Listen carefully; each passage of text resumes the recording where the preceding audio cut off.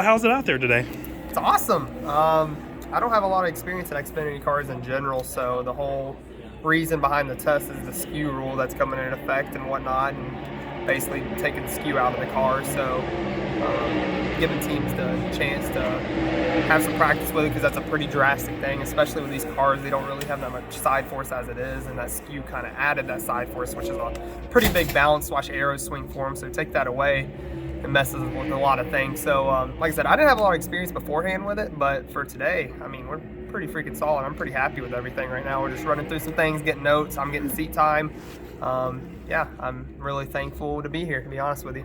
Given how minimal the track time is going to be throughout the season each week, how valuable is it having one of these big test days where you can run through a lot? Really, because the changes that we can even do at the racetrack are such small, subtle things that we can do. And here at the test, we could change, you know, a right rear spring or bump stops or sway bar, anything like that, which we can't change at the racetrack. So it's kind of getting those things that are really big and critical component of the race car, getting it set in stone, like, okay, this is what works, this is what doesn't work. So when we go to the racetrack, we have what works best, and we're not fighting something that we can't really fix, or we're just masking an issue at the racetrack. We have what's already best and been proven here today at the test, so we can just fine tune at the racetrack. It's early yet, so you haven't got super acclimated working with the colleague guys, but knowing those guys there as well as I kind of do, there's a lot of familiarity in terms of, there's a lot of like gritty, blue collar, short track style guys, and those are the types of people you've raced with your entire career. Does it feel familiar? Oh, it feels like home already, and like this is my first time in one of their cars. I'm super, super grateful for the opportunity that Matt Colley and Chris Rice gave me. I can't thank everybody that's on this deal with Colley companies. Just I'm extremely grateful. The good Lord's blessed me, to say the least. And these are my people. Like these are my type of people. Just like you said, you're asking me, does it feel familiar? Oh Lord, yes. Like this is it's a completely different environment, workspace environment, racing environment that I've ever been around, to be honest with you. The Truck Series platform is such a radically different thing than these Xfinity cars, and I feel like even just from super racing, right? I mean, to go from a super to a truck, I feel like an Xfinity car is closer. It's not the same, but it's closer. I mean, do you feel like this platform is more suitable to your skill set? 100%. You're literally racing a super late model just on a big old track. That's literally what this is, and there's some aero involved in it. Trucks, it's a really hard jump from a super late model to a truck, because you're not used to aero racing. That's literally all truck racing is, straight up aero with no horsepower at all, momentum based. So I went through a huge learning curve trying to figure out and learn how to aero race, and that affects how you go to the racetrack with them set up. And with these things, it would be a lot easier jump for myself going back and jumping from a super late model to an Xfinity car, but that's not the platform. That's not what you're supposed to do. But as far as from an actual statistical standpoint of, okay, like if you got a 15-year-old talented kid and they're getting ready to go to NASCAR, what's the next step? These Xfinity cars drive very similar to the old ARCA cars. When I say old ARCA cars, I'm talking the ones that had a lot of horsepower that I raced in 2019. Before NASCAR, I guess, bought out ARCA or whatever it was. I don't know the details of it. But anyways, they changed the engine and they took a lot of horsepower away, essentially. These Xfinity cars drive just like the old ARCA cars did, which I was really dominant in. So this is something very familiar to me, and I'm having a blast. So you're confident? Oh, I love it. I'm having a blast. Can you further explain what you mean by aero racing and how that is different inside the cockpit for a driver? Yeah, what I mean by that is position yourself on the racetrack equivalent. So if you're running second and the guy in first, if you follow them in the corner, you're going to lose the front nose, essentially, right? So it's learning where you got to position your truck, not to lose the front nose, but still to make ground on the guy in front of you, because he has clean air, so he doesn't have any of that stuff. So he's already got an advantage on you, but you still got to pass him. You still got to figure out a way to get to him. So it's about learning, okay, what do I got to do if he's taking my line away where I'm best at? Where do I got to position myself to still advance on him? It's a lot harder than it sounds.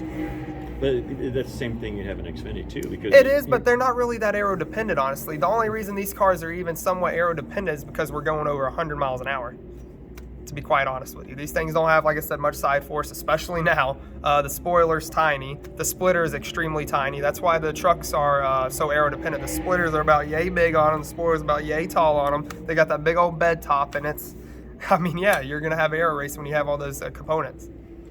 last year, even while winning the regular season championship, AJ Allmendinger kind of said throughout the year that the team didn't have enough raw speed to be considered the championship favorite. Mm-hmm. Coming out strong, I know it's the first test with the new package and everything, but you guys are coming out pretty strong in this first test so far. Is that going to give you guys confidence that maybe the team has rectified those issues in the offseason? Like I said, I wasn't even with this team last year, so I'm still learning. We're learning, we're building together. So I can state from my started time here to now and what we built, I think it's a pretty damn good product. The Daytona 500, the fact that you're even on the entry list, I imagine is kind of a cool thing, crazy. right? But like, is that the most pressure you think going into those duels that you're ever going to have felt? No, I don't even. And I keep getting asked that same question, Matt. Is do you feel any pressure? No, Snowball Derby qualifying's got more pressure than this, to be honest with you. Because at the end of the day, the fact that I got the opportunity from Chris Rice and Matt Colleague and everybody with colleague companies to go and run the Daytona 500, it was.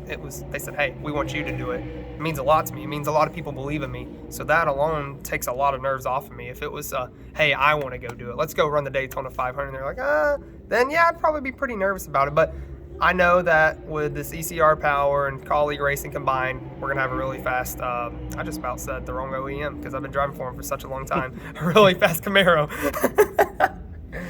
What will it be like to potentially compete with Jimmy Johnson for a spot in the Daytona 500? It's gonna be good. It's gonna be awesome, especially since that's the guy. Honestly, I probably started racing because of. I mean, I grew up watching him and seeing him dominate, and I was like, this is awesome. I want to be like him. I want to do that.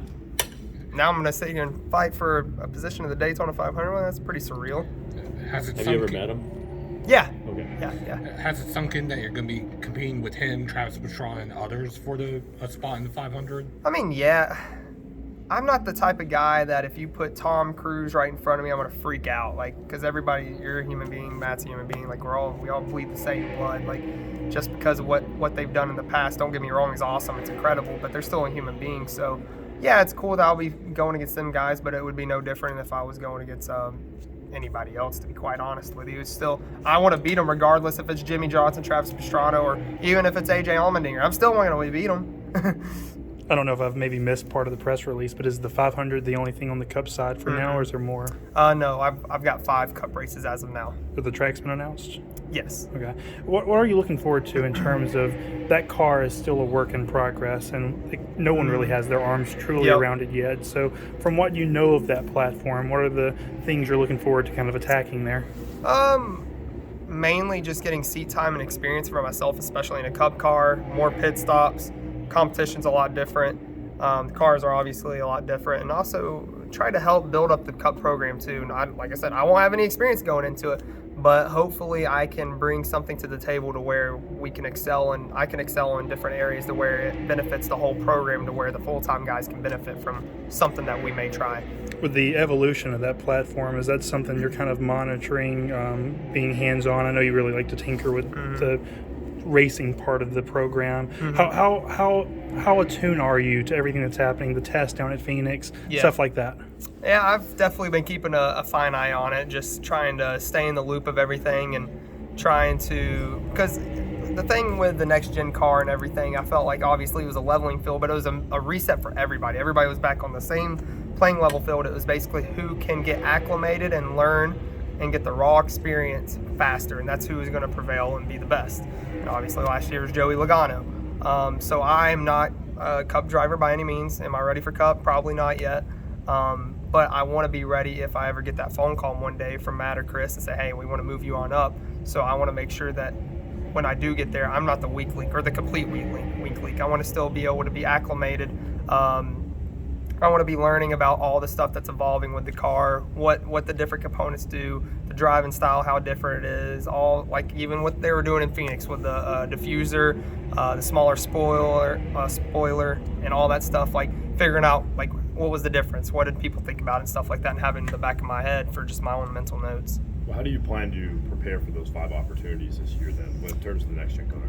Obviously my full focus is on the Xfinity Series schedule because we're running for the championship here, but I'm going to be really focused on those races as well for obvious reasons. Like I said, I want to help build the program up, even though I don't have any experience or nothing like that.